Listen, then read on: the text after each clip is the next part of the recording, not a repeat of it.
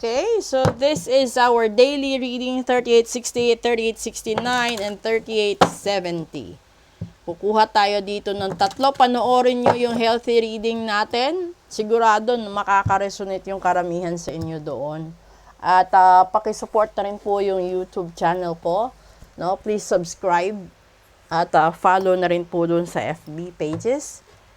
Kuha tayo dito. Una, inner knowing.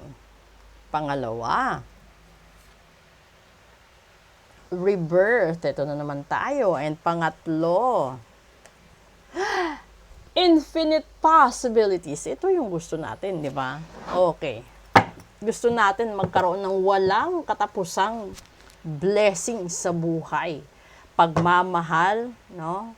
At saka mamaya explain ko.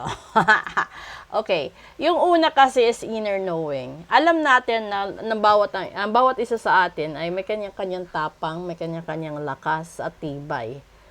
Pero iilan lang sa atin ang nakakatagpo ng tunay at wagas na kasama sa buhay natin, mapakaibigan, mahal sa buhay, pamilya, 'di ba?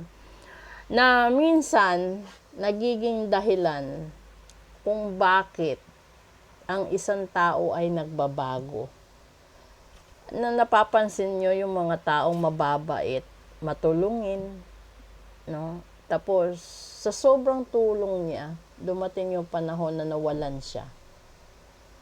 Nung panahon na walang-wala siya, walang taong bumibisita, dumadalaw, walang taong nangungumusta, 'di ba?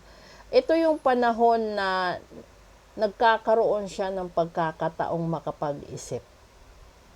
Ito yung panahon na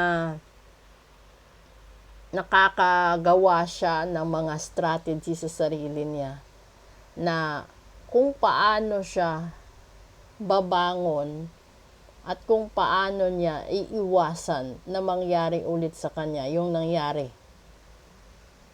na sa nakaraan niya. So, ito yun. So, kapag ganyan yung tipo ng tao at nakamit niya yung infinite possibilities, may mga tao na kapag ito na yung stage niya, ito na yung punto na stable na siya sa buhay niya, may sarili na siyang bahay, kotse, gamit, may sarili na siyang pamilya, napapag-aral niya mga anak niya, kumakain sila sa magagandang lugar o nagbabakasyon, nagkakaroon sila ng family bonding. Ito yung punto ng buhay na yung mga tao sa nakaraan magsasalita ng masama tungkol sa taong ito. Nasasabihin na kesyo nagbago siya dahil yumaman siya, naging madamot siya. Ito yung taong nagsasabihin na naging kung ano-ano yung ibabato.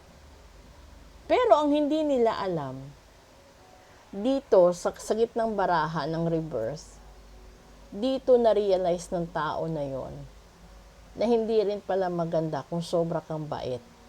Hindi rin pala maganda kung sobra kang tumulong. Dahil naranasan niya yung panahon na walang-wala siya. Na yung mga tao na dati lumalapit sa kanya, tinutulungan niya, pinapakain niya, binibihisan niya, no?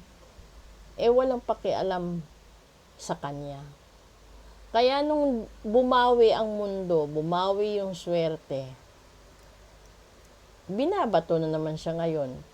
So, dito, babalik ka sa inner knowing. Kasi cycle lang ito Kapag nandito ka na sa stage na ito, balikan mo itong inner knowing na card. Alam mo sa sarili mo, mabuti kang tao.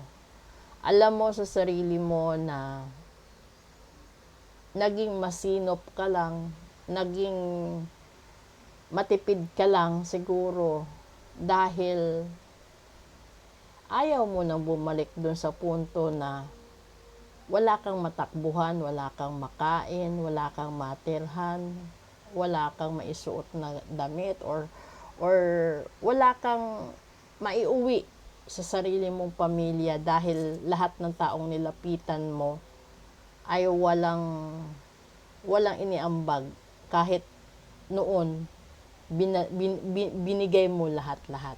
Katulad din ito sa pag-ibig. May mga tao na kapag nagmahal hanggang kamatayan, may mga tao din na lumipas na ang ilang taon bago magmahal uli, o yung iba talaga takot nang magmahal dahil sa pinagdaanan nilang trauma. Yung iba naman takot na ring mag-asawa dahil yung trauma nila, kasi yung iba battered husband, yung iba battered wife.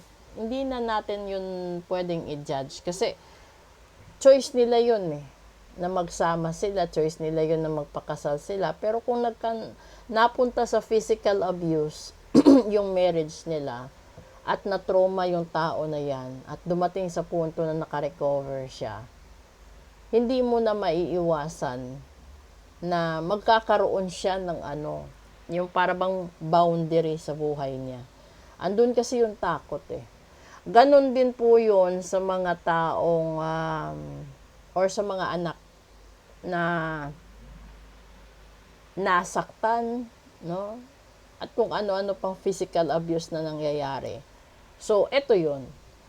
Ito yung twist ng buhay, yung gitna na rebirth. So, kung may mga tao kayong nakakasalamuha na parang sa pakiramdam nyo, parang ang weird ng patakaran niya sa buhay, parang unusual yung mga niya. Ibig sabihin, yung tao na yan, dumaan sa matinding pagsubok.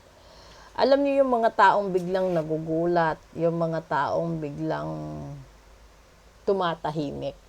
Kapag meron kayong mga biruan, tumatahimik. Kasi may mga point sa buhay nila na nare-refresh sa panahon na nagbibiruan kayo. So, kahit alam niya na biro lang yun, kaso nangyari sa buhay niya na hindi alam ng mga tao, magkakaroon talaga siya doon ng maliit na flashback na parang, alam niyo, sasabihin ng tao na, sige, alis muna ako. Or sige, banyo muna ako. Kasi may mga tao na ganyan yung point sa buhay nila. So, hindi naman lahat ng tao kayang mag-share ng mga negative secrets niya. May mga tao na sadyang ayaw lang talaga nilang magulo ang buhay nila, kaya sinasarili na lang nila yung mga problema.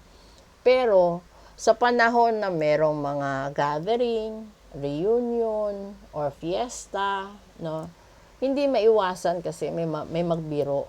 So, hindi rin naman kasi kasalanan nung nagbiro dahil wala rin siyang alam sa nangyayari sa buhay mo. So, in everything that you have to do, you have to meet halfway. Siguro yung pinakamaganda dyan is respeto sa bawat isa. Na kapag tumahimik yung isa, wag mo nang dagdagan. Hayaan mo na siyang tumahimik o posible bumalik siya sa bahay niya, sa kwarto niya, no? Hayaan na lang siya. At wag na talagang kulitin kasi minsan nanggagaling doon yung pag-flashback at maghi-hysterical yung tao, yung iba naman talaga tataas yung presyon ng dugo, magkakaroon na naman ng depression. So, ganito yun. Kung meron mang mga taong nagbago, huwag nyo i-criticize. Dahil bago sila nagbago, may mga matitindi na dahilan. Kaya sila nagkaroon ng boundaries at nagkaroon ng mataas na pagitan sa inyo dati. Hindi dahil sa masama siyang tao, kundi siguro yung mga taong nadala, yung mga taong nasaktan, at saka yung mga taong binaliwala sila nung panahon na sila naman yung nangangailangan. So, kung meron kayong mga ganyan, pakishare nyo yung video na ito. At kung gusto nyo rin makarecover sa trauma, makarecover doon sa mga pasaway na asawa, anak, iparitual nyo na lang din po. Kasi pwede din pong gamutin yun. Okay? Maraming salamat po. Proceed tayo sa special episode.